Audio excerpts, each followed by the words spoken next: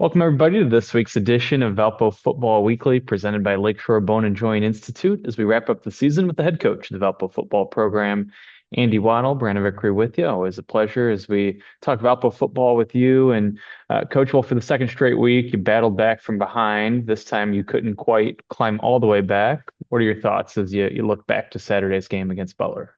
Yeah, I think that we had some areas in the first half that, just some things that mistakes that, we don't want to have, whether, we had a couple fumbles there in the first half that didn't help us. And then, I think that we gave up the big wheel route with the back out of the backfield, which was disappointing, which resulted in a big play and a big touchdown, and just a mistake on our part. But and we had a great goal line stand. Unfortunately, we weren't able to, really move out of that goal line stand. And we followed it up with a short punt. I thought we punted well on the day, except for the one kind of punt there, and they got the ball right back in their side of the field. And so I thought, like, in the first half, we um, we did some good things, but we certainly had some mistakes that hurt us. In the second half, we got them to make some of those mistakes. We intercepted the two passes, one right there, great play by Nick Landino, catches it at the 1 yard line and gets his foot out of, inbounds. Um, and then, the next one we had a great rush on them, and Ant Morris was able to come away with the interception. Always fun when the D linemen get the interception. But just a great hit by Mark Johnson, and the ball fluttered in the air, and the defensive tackle came away with it. So we got them into doing some of the things that they don't want to do, right? But we just weren't able to make enough plays down the stretch. We had a couple of kicking error issues that, you know, um, we just want to be better at, so I think that I'm proud of the fight and the ability to continue to stay focused that the guys showed, but wish for a different outcome. Some of the seniors played their final football game of their lives on Saturday. I saw a few of the guys kind of hanging around on the field after the game had ended. What's that emotion like for someone who's wrapped up their football playing career?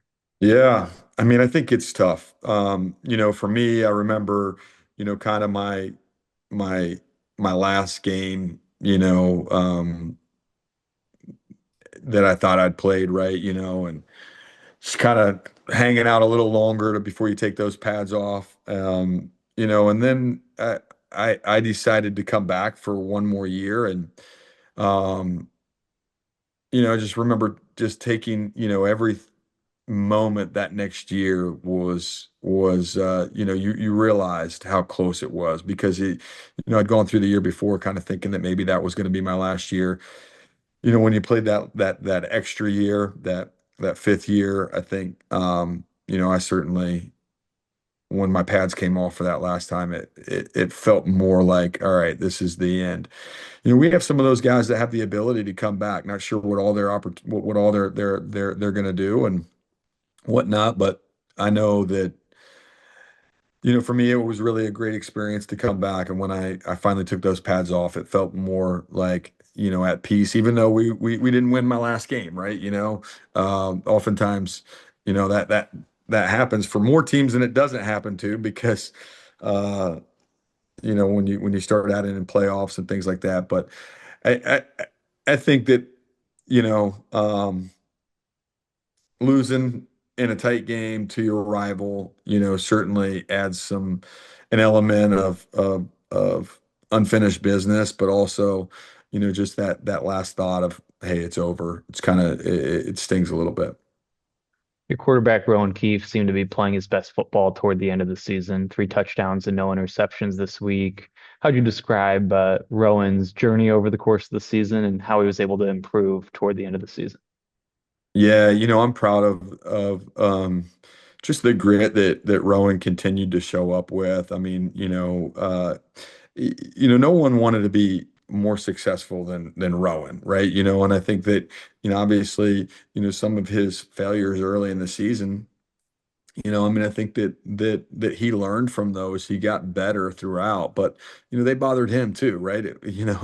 And he's a competitor, and he's a guy that I think continued to improve throughout the season. And you certainly started to see, the light bulb, going off, or the game starting to slow down, him starting to feel a little bit more in the rhythm, as you got down the stretch.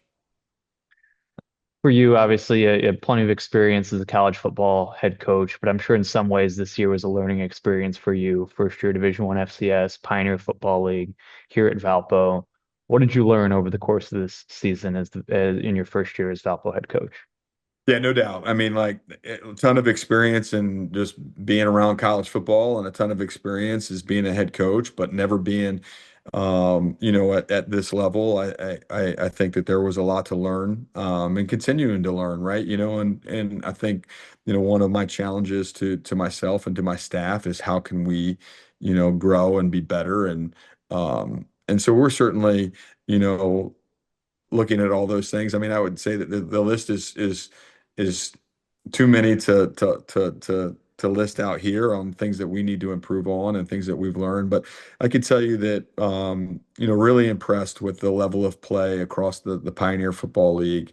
I think that this is a high level of football, and you see that when we get out and compete against other FCS programs. I think that the Pioneer Football League did well in those games. And certainly when you get into it, you can tell that the other coaches are very professional, very well prepared, very very well. The other teams are very well coached, and there's some talent in this league. And so we uh we we learned a lot, and we're going to be better as we move forward.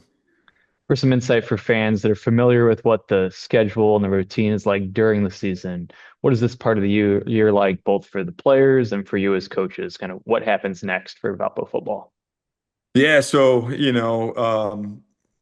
when the guys get back from Thanksgiving, we'll have some exit interviews and get a chance to sit down with them and each and talk about things that they did have done well, and things that they need to improve on, and set some goals for them individually next season as well as us collectively.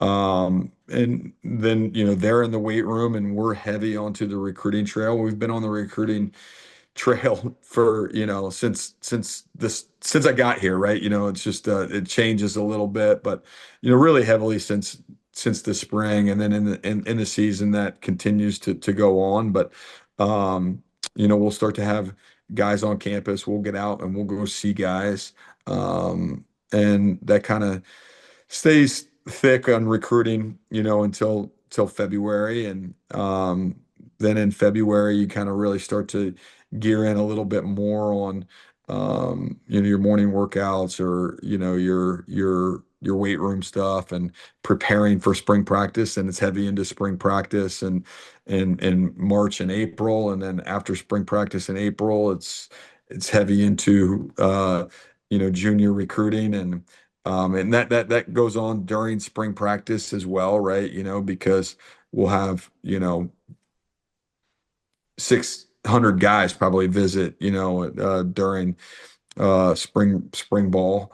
And then you're into camp season in May and June, and uh, a little bit of downtime there around the 4th of July, and then it gets cranked up again in late August for the 2026 season. So I'll enjoy some turkey on Thanksgiving, and we'll enjoy some football that weekend. But it's on to the next season. Well, Andy, thanks for taking the time all year long. Excited to see where the program goes next, and all the best. Absolutely, go Valpo. There he is, the head coach of the Valpo football program, Andy Waddle. We will talk to you again down the road on Valpo Football Weekly, presented by Lakeshore Bone and Joint Institute.